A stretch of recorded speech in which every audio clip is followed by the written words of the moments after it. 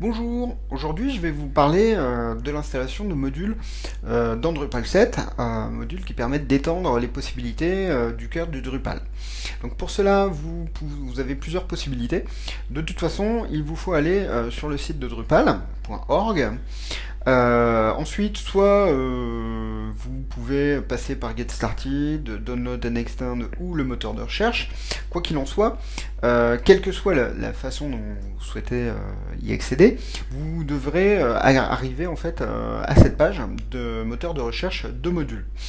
Comme vous pouvez le constater, il sera très utile puisqu'il y a énormément de modules à disposition.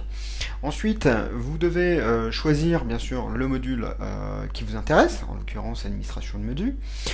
Là-dessus, vous avez en fait une partie download qui vous permettent en fait d'accéder à l'ensemble des fichiers d'install de votre module.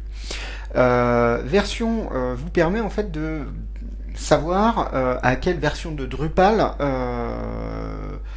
justement le module est destiné et quel est le fichier source correspondant. Ensuite, vous avez un petit code de couleur. Alors, les versions en rouge sont les versions en cours de développement, hein, comme vous pouvez le lire. Voilà. Ces versions sont souvent plus récentes, mais non dénuées de bugs. Ensuite, vous avez les versions, les anciennes versions de votre module, qui sont souvent en jaune et qui ne sont pas forcément non plus dénuées de bugs complètement, hein, mais déjà il y en a beaucoup moins que dans les versions en cours de développement. Et ensuite, vous avez la version recommandée où ici normalement aucun bug n'a été signalé. Donc vous choisissez pour la version de Drupal qui vous intéresse, vous téléchargez votre fichier source dans votre répertoire qui vous intéresse, voilà. Ensuite, vous décompressez tout simplement. Hop, voilà. Et chose très importante, ce n'est pas le répertoire avec l'ensemble des indications de version qu'il faudra déplacer, mais vraiment uniquement la version, on va dire, light du nom du module.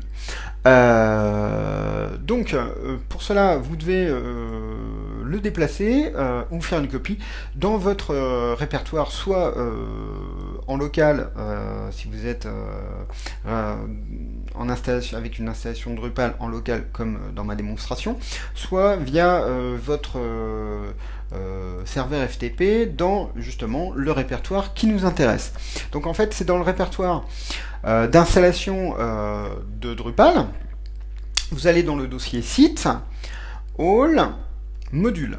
Alors ce dossier module peut se trouver aussi dans un dossier portant le nom de votre site internet si vous êtes en installation multisite.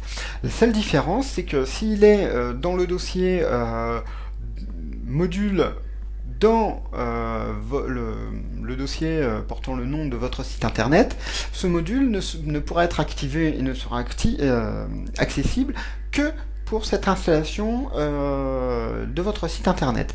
S'il est dans le dossier All, à ce moment-là, il sera accessible à l'ensemble des sites internet de votre installation de Drupal. Donc, ça permet justement une petite souplesse par rapport à l'installation. Donc, vous faites simplement une copie de votre dossier dans le dossier module, voilà.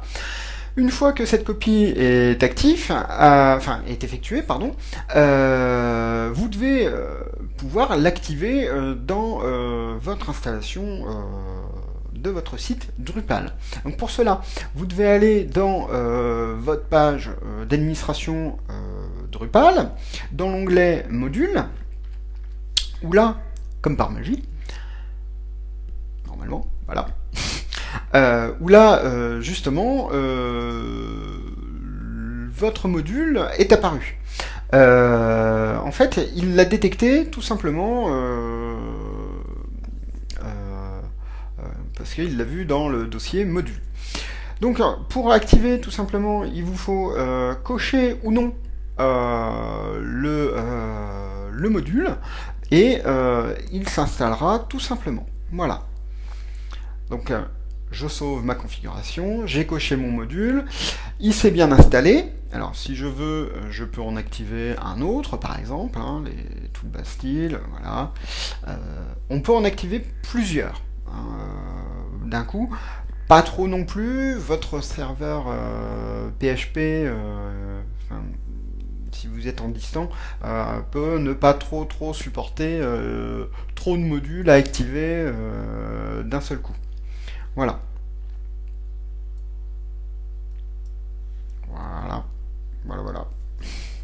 Alors, petite précision quand même, vous avez pour chaque module, en fait, donc mon installation s'est bien effectuée, pour chaque module, vous avez des indications de description, bien sûr, de titre, de version aussi, une petite indication de qu'est-ce qu'il peut faire, quand, comment, etc.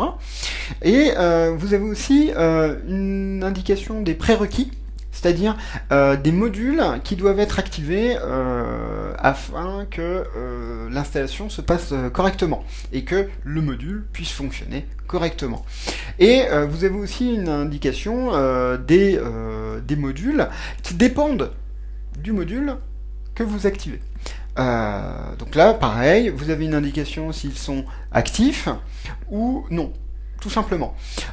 S'ils n'apparaissent même pas, c'est-à-dire que si vous ne les avez pas installés, enfin copiés dans le répertoire module de votre site internet, c'est-à-dire que s'ils ne sont pas ici, à ce moment-là, ils apparaissent comme missing, c'est-à-dire que Drupal ne les a absolument pas trouvés. Alors que s'ils sont en disable, à ce moment-là, ils ont été trouvés, mais votre configuration ne les a pas activés, tout simplement. Eh bien écoutez, après l'utilisation, la configuration dépendent bien sûr de chaque module que vous aurez installé. Nous en verrons quelques-uns dans des vidéos ultérieures. En attendant, amusez-vous bien. À bientôt. Au revoir.